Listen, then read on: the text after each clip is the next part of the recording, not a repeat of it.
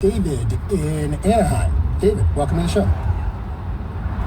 Hey, thanks for having me. Congratulations on the book. Thanks so much, David. And yeah, absolutely. This is a great time of year, obviously, with the 4th coming up to bring this up. I'm originally from Pennsylvania, and, you know, how much time do I have to ask you questions?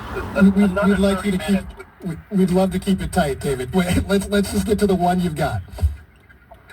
Okay, so the Founding Fathers, how far off are we from the original Constitution, and where is this country headed, given what's going on in the world right now?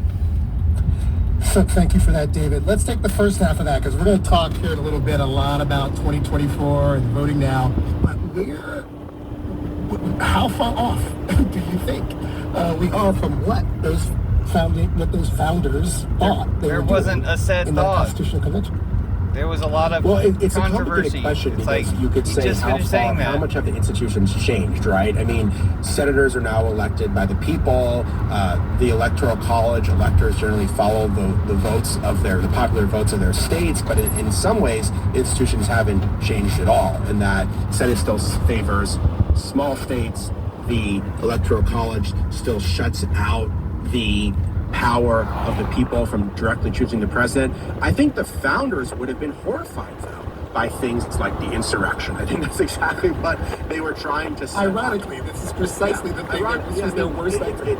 I think it's funny because you hear them say over and over they don't want. The only thing ironic about it, right? They don't. The only thing ironic about it is that they want toppled or the people who want to overthrow the government are the ones lying or making up the story that they're originalists. That got us to a place where the free government itself is being threatened, where you could have a candidate like Donald Trump who could exploit the Electoral College, who could exploit the U.S. Senate, who could exploit the structure of the Supreme Court to try to expand and keep hold of power despite not having popular support.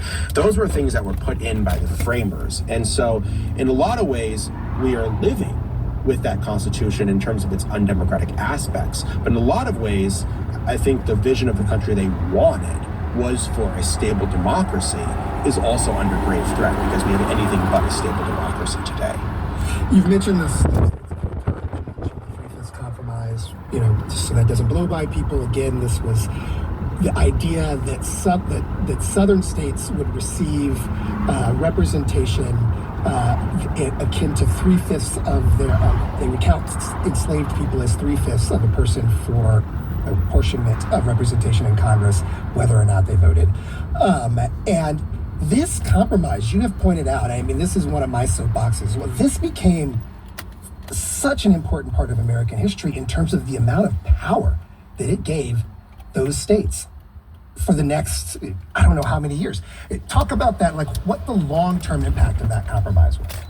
It gave the southern states a huge amount of power because it was basically incentive for them to keep slavery going, knowing that they would get more representation, but they wouldn't have to give enslaved people any rights. And so it was probably one of the worst, if not the worst parts of the original Constitution itself. And the net effect of it was that 10 of the first 12 U.S. presidents were slaveholders. 18 of the first 31 Supreme Court justices were slaveholders, and pretty much every Speaker of the House for the country's first 4 decades were slaveholders. Because as I mentioned, the Electoral College is based on representation in the House and the Senate, along with overall representation.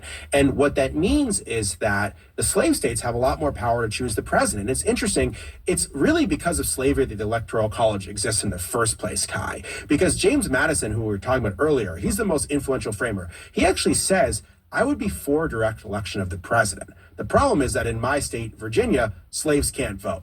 Therefore, we're at a disadvantage in a free election. Right. So then they have to come up with this complicated arrangement of how do we elect the president if the people aren't going to elect him. But if Madison had come up and say, you know what, I actually think the people should elect the president, he had so much power, he may have been able to push things in that direction. Instead, he basically says, I want to elect the people to elect the president, but it's going to hurt the slave states, so we can't do it. So then the slave states get a lot more power through the Electoral College.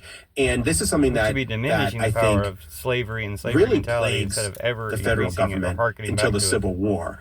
And you could argue even after, because what the 3/5 clause, what the equal representation in the Senate, what it does is it basically enshrines this idea of minority rule in the Constitution. Even after these things are taken out of the Constitution, this is something that people can look to as a rallying cry afterwards to say that we want special protection for, not if it's not the slave states, we want special protection for white supremacy in our institutions.